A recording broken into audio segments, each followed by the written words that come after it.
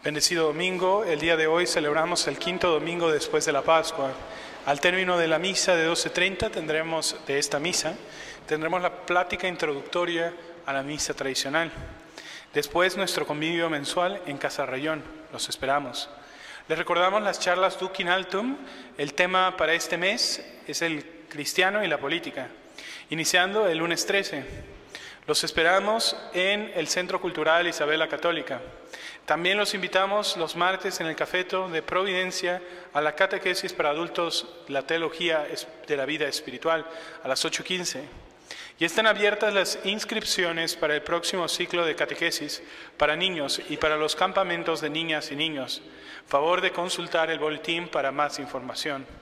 Hacemos una cordial invitación al retiro vocacional para varones, que será del 24 al 29 de junio, fecha límite de inscripción el 15 de mayo. La misa de la vigilia de Pentecostés será el sábado 18 de mayo a las 11:30 am. La epístola de este domingo quinto, después de la Pascua, está tomada de la carta de Santiago. Carísimos, sed obradores de palabra, y no solo oidores, engañados a vosotros mismos. Porque si alguien es oidor de la palabra y no obrador, este tal será comparado a un hombre que contempla en un espejo su rostro natural, se mira y se va, y al punto se olvida de cómo es. Mas el que contemplare la ley perfecta de la libertad y perseverare en ella, no siendo oidor olvidadizo, sino hacedor de obra, este tal será bienaventurado en su acción. Y si alguien cree que es religioso, no refrendando su lengua, sino engañando a su corazón, la religión de ese tal es vana. La religión pura e inmaculada ante Dios y el Padre es esta: visitar a los huérfanos y a las viudas en su tribulación y conservarse inmaculado en este mundo. Nos ponemos de pie para el Santo Evangelio. En aquel tiempo dijo Jesús a sus discípulos: en verdad os digo, si pidiereis algo al Padre en mi nombre, os lo dará. Hasta ahora no le habéis pedido nada. Pedid y recibiréis, para que vuestro gozo sea pleno. Os he dicho estas cosas en proverbios. Ya llega la hora en que os hablaré en proverbios, sino que hablaré claramente del Padre. En aquel día pediréis en nombre mío, y no os digo que yo rogaré al Padre por vosotros, porque el mismo Padre os ama, porque vosotros me habéis amado, y habéis creído que yo salí del Padre. Salí del Padre y vine al mundo.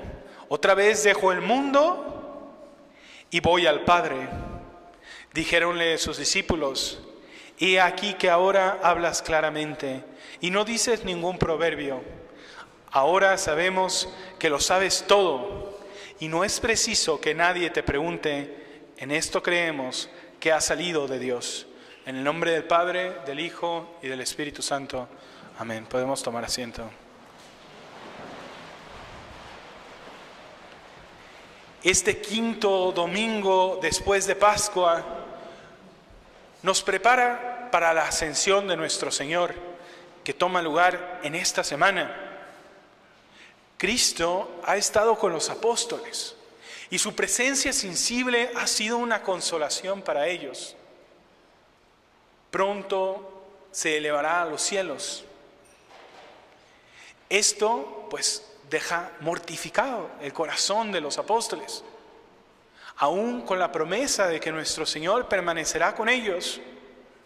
Esta presencia del Señor después de su ascensión es una presencia espiritual y, si bien real, pues es oscura como la fe. Es decir, la fe es oscura porque hace presente las realidades espirituales que no percibimos con los sentidos. El Evangelio de hoy son las palabras que nuestro Señor le dijo a sus apóstoles en el tiempo de su última cena, en el momento de su última cena, poco antes de sufrir su pasión dolorosa. Es decir, cuando las dijo, estaba preparando a sus apóstoles para un momento difícil, el de su partida. En este momento en que nuestro Señor se prepara para ascender a los cielos, es momento preciso para recordar la misión que ha encomendado, la responsabilidad que ha dejado a sus apóstoles, a sus discípulos. ¿Cuál es esta responsabilidad que les ha encomendado? Les dijo, id por todo el mundo y predicar el Evangelio. Haced discípulos a todas las naciones y bautizad en el nombre del Padre, del Hijo y del Espíritu Santo. Los apóstoles y sus discípulos tienen la misión de transmitir el mensaje, la revelación que han recibido de Cristo. En el Evangelio de hoy lo vemos. ¿Cuál es este mensaje? Pues que a través de la fe, la esperanza y la caridad hemos sido divinizados. Es decir, la encomienda que los apóstoles han recibido es de divinizar el mundo, divinizar a los hombres, elevarlos a la naturaleza, si bien de una manera accidental y adoptiva, a la dignidad de hijos de Dios. Este es el fin por el cual Cristo ha instituido el sacerdocio y ha dejado a estos 12 pilares de la iglesia. Id por todo el mundo y predicad el Evangelio. Los apóstoles entonces son custodios y sus discípulos son custodios del tesoro de la tradición, del mensaje que Cristo ha dejado y ha querido comunicar a las naciones. El apóstol San Pablo dice: os alabo, porque en todo os acordáis de mí y guardáis las tradiciones con firmeza, tal como yo os las entregué. La tradición no es simplemente un grupo dentro de la iglesia. La tradición es parte del ADN de la iglesia. No somos tradicionalistas y luego católicos. Somos católicos y por lo tanto tradicionalistas. Es decir, que comunicamos aquello que hemos recibido, aquel mensaje precioso. No solamente en palabras, pero también en hechos, en gestos, en la liturgia. El Papa San Pío V, que celebramos hoy también su fiesta, ¿no? Pues tuvo gran cuidado en que se conservaran intactas las tradiciones que la Iglesia ha recibido. Un ejemplo de ellos es la orientación litúrgica. La orientación litúrgica, entonces, ¿por qué algunos se preguntan, por qué miramos hacia el oriente? ¿Por qué miramos todos hacia el mismo lugar en la celebración de la Santa Misa? Benedicto XVI, en el libro del Espíritu de la Liturgia, nos recuerda que la orientación litúrgica, en donde todos miramos a Cristo, es un remanente de aquel recuerdo de los apóstoles, precisamente en el día de la ascensión del Señor, cuando nuestro Señor se elevó a los cielos. En aquel día que nuestro Señor arrebató su presencia sensible a los apóstoles, los apóstoles vieron cómo Él se elevaba a los cielos y cómo se elevaba hacia el oriente. Es decir, Cristo se elevó a los cielos y se fue hacia el oriente hasta la casa del Padre, hacia los cielos. Los apóstoles guardaron este recuerdo tan fuertemente que todas sus liturgias las celebraron ad orientem, hacia el oriente, pues recordaban que si nuestro Señor había partido hacia el oriente, ellos también debían de ir con Él hacia allá. Y que si un día regresaba, como lo ha prometido, regresaría de aquel mismo lugar de donde había partido. Luego entonces los cristianos celebraban las primeras liturgias, ¿no? Todos mirando hacia el mismo lugar, todos mirando hacia el oriente. Este tesoro de la tradición que ha sido comunicado a través de los siglos, se vio el siglo pasado comprometido. ¿Por qué? El Papa Pío XII condenó el error del anticuarianismo o del arqueologismo litúrgico. Un error que busca datos oscuros en el pasado y trata de crear una nueva liturgia en base a descubrimientos científicos. Entonces, de revivir cosas del pasado. Uno de estos hombres liturgistas del siglo pasado fue el famoso liturgista Romano Guardini, que rebeldemente comenzó a celebrar las misas viendo hacia la gente. El Papa Benedicto XVI, en su libro del Espíritu de la Liturgia, pues no habla mal del Romano Guardini, al contrario, habla bien. Entonces, de hecho, dedica este libro del Espíritu de la Liturgia a Romano Guardini. De una manera caritativa, ¿no? Aprecia pues la contribución que ha hecho Romano Guardini en traer pues un fervor y un amor a la liturgia.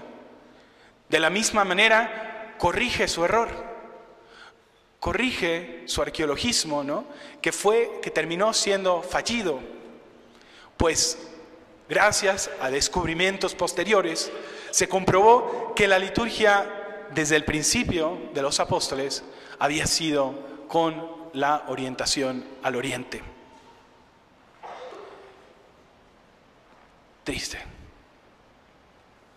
El arqueologismo entonces no es tradición, es una falsa tradición. Así también vemos, y por eso fue condenado por Pío XII, así también vemos, ¿no? La semana pasada un gran escándalo en toda la iglesia, en todas las iglesias cristianas. ¿Por qué?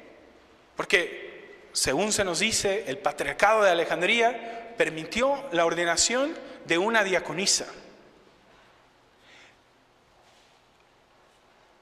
De una diaconisa. Cristo instituyó un sacerdocio masculino. El feminismo en el mundo, ¿no? Y está tratando de pues llevar a la iglesia consigo, ¿no? El mundo está tratando de llevar a la iglesia consigo con ese feminismo, ¿no? Cristo instituyó un sacerdocio masculino y es el deber de los apóstoles y sus sucesores conservar las tradiciones fielmente que han sido depositadas. El Papa Juan Pablo II, ¿no? Condenó, San Juan Pablo II condenó y confirmó en la fe el hecho de que el sacerdocio es masculino. Nuestro deber entonces es permanecer fieles a las tradiciones que Cristo ha encomendado, que Cristo nos ha encomendado y que se han comunicado cuidadosamente hasta nuestros días. Si la sal pierde su sabor, dice nuestro Señor, de nada sirve ya, sino para ser tirada y pisada por los hombres. La iglesia pierde su liderazgo cuando olvida su misión salvífica. Una iglesia que olvida su misión sobrenatural y sobrenaturalizante ha perdido la razón de ser. La iglesia de Cristo fue instituida para comunicar la vida sobrenatural a los hombres. No para que nos miráramos unos a otros, sino para que pusiéramos nuestro fin hasta el cielo. hasta el cielo, al cielo. La iglesia debe elevar nuestra civilización. Es decir, la fe debe elevar nuestra cultura. No el mundo influir a la iglesia. Es decir, la iglesia está hecha para influir en el mundo y no el mundo en la iglesia. Esta tarea de la iglesia, anunciar siempre los principios morales y de fe que deben de guiar al mundo. La fe y la política deben ir de la mano. No existe nada de eso de el foro interno y ser católico en lo personal y político y no ser católico en lo externo, ¿no? Eso es una contradicción. Nuestra política, nuestro ser político debe ser congruente con los principios de la fe. Pues para esto nos ha mandado Dios, ¿no? Nos ha mandado Dios para que la semilla de la fe, la semilla del Evangelio, pues crezca en todo el mundo. Dice nuestro Señor: he venido a prender fuego en el mundo. ¿Y qué quiero? Pero que arda. Si queremos un cambio en nuestra sociedad, debemos de entender que el primer cambio que debe de haber, debe de nacer desde nuestra misión sobrenatural, desde nuestra vida empapada de Cristo, desde un corazón que arda en el amor a Dios. Y de ahí vendrá un cambio. Todo lo demás son falsos mesianismos.